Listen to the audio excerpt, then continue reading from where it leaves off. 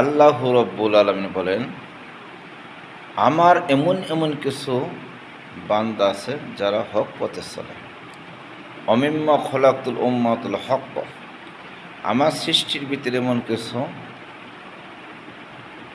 বান্দা আছে, লোক আছে, যাই বোঝান তারা সৎ পথে চলে, হক পথে চলে।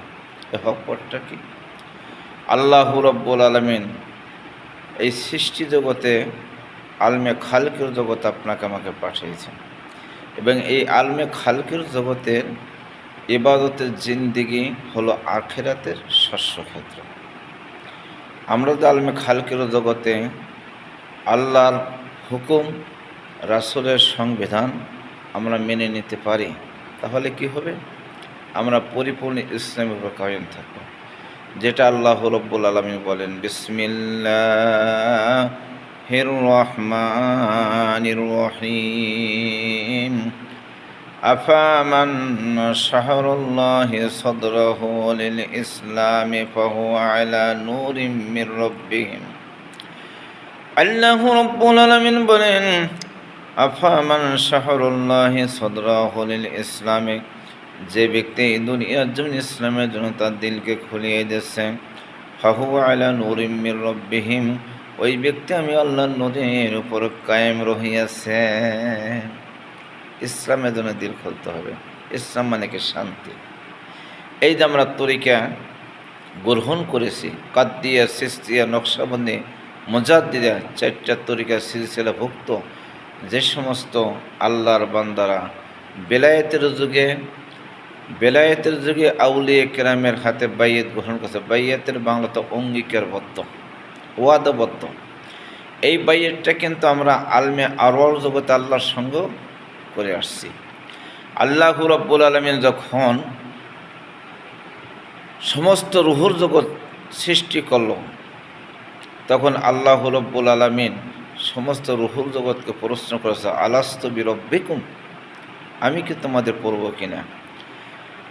আমার ভাইয়েরা একটু লক্ষ্য করে শুনেন। আল্লাহ রাব্বুল আলামিন যখন আলমে আরওয়ার জগৎ, রুহুর জগৎ তৈরি করল, আমার ভাইয়েরা, এবার আল্লাহ রাব্বুল আলামিন ওই রুহুকে ইঙ্গিত করে বলেছে, আলাস্তু বিরব্বিকুম, আমি কি তোমাদের পড়ব কিনা? আমার ভাইয়া প্রত্যেকটা রুহুল জগতে বলেছিল, কালো বালা, আপনি আমাদের একমাত্র পড়ব। হায় রব্বুল আলামিন, ওই দুনিয়ার জমিনে যদি আপনি আমাদেরকে পাঠান, আপনি আমার থাকবেন, আমি তোমার থাকব। আল্লাহ গো, তুমি আমার থাকবে, আমি তোমার থাকব, তোমার আনুগত্য পূর্ণাঙ্গভাবে আমরা ওই দুনিয়ার জমিনে আমল করিব।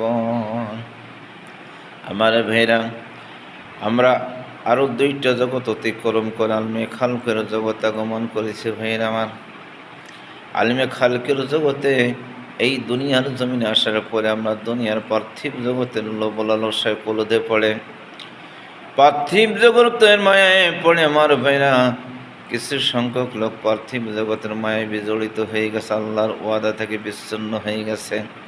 আর যে ব্যক্তি এই দুনিয়ার জমিনে পার্থিব জগৎ ঠিক রেখেছে এবং আল্লাহ রাব্বুল আলামিনের ওই ওয়াদাও ঠিক রেখেছে, আল্লাহর ওয়াদা প্রথম ঠিক রেখে পার্থিব জগতে হালালান তয়্যিবান, হালালভাবে এই দুনিয়ার জমিনে জীবন যাপন করল, ওই ব্যক্তি হলো আল্লাহর মনোনীত বান্দা। ওই ব্যক্তি হলো আল্লাহর মনোনীত বান্দা। কথা ঠিক কিনা? আল্লাহর মনোনীত বান্দা এরাই যা আল্লাহর বিধান অনুযায়ী চলে।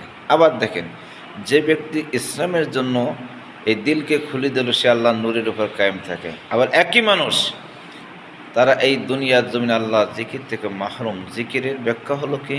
এই যে আমরা নামাজ পড়ি, এই নামাজও জিকির। আমরা তাসবিহ তাহলিল পড়ি, এটাও জিকির। আপনার আমার অন্তরে সদা সর্বদা আল্লাহর জিকির থাকে, এটাও জিকির। এবং অন্তরের ভিতরে সদা সর্বদা আল্লাহর ভয়, আল্লাহর স্মরণ, আল্লাহর জিকির রাখা, এটি ইসলামের পূর্ণাঙ্গ কাজ। কথা ঠিক কিনা? আল্লাহ পাক বলেন,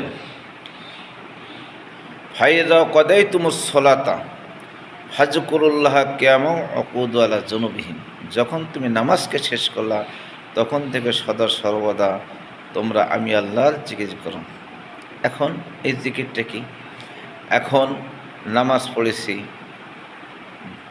যেমন জুম্মার নামাজ পড়ব, জুম্মার নামাজের পরে আসরের নামাজ শুরু হবে।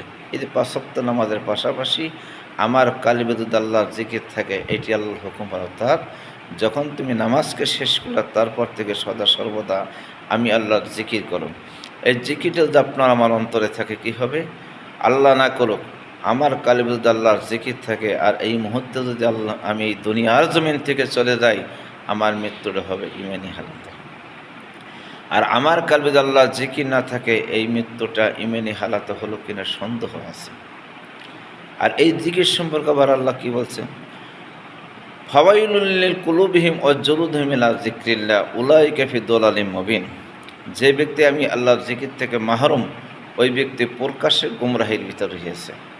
তা আল্লাহর জিকির থাকলে কি আমরা আল্লাহ নূরের উপর কায়েম থাকবো। আর এই আল্লাহর জিকির যখন অন্তরে থাকবে না, ওই ব্যক্তি প্রকাশ্যে গুমরাহির ভিতর থাকবে। আমার ফেরে কথা বলি, এই জন্য বললাম আমরা আল্লাহর বান্দা দাবি করি। আল্লাহ বলছে আমার বান্দা যখন আমাকে স্মরণ করে, আমি আল্লাহ আমার বান্দাকে শুধু স্মরণ করি না, আর সে আজিম থেকে আমার প্রদত্ত ফেরেশতাদেরকে বলে, ও আমার ফেরেশতারা তাকাইয়ে দেখো, আমার বান্দা আমাকে স্মরণ করতেছে, আমার বান্দা আমাকে ভুলে নাই।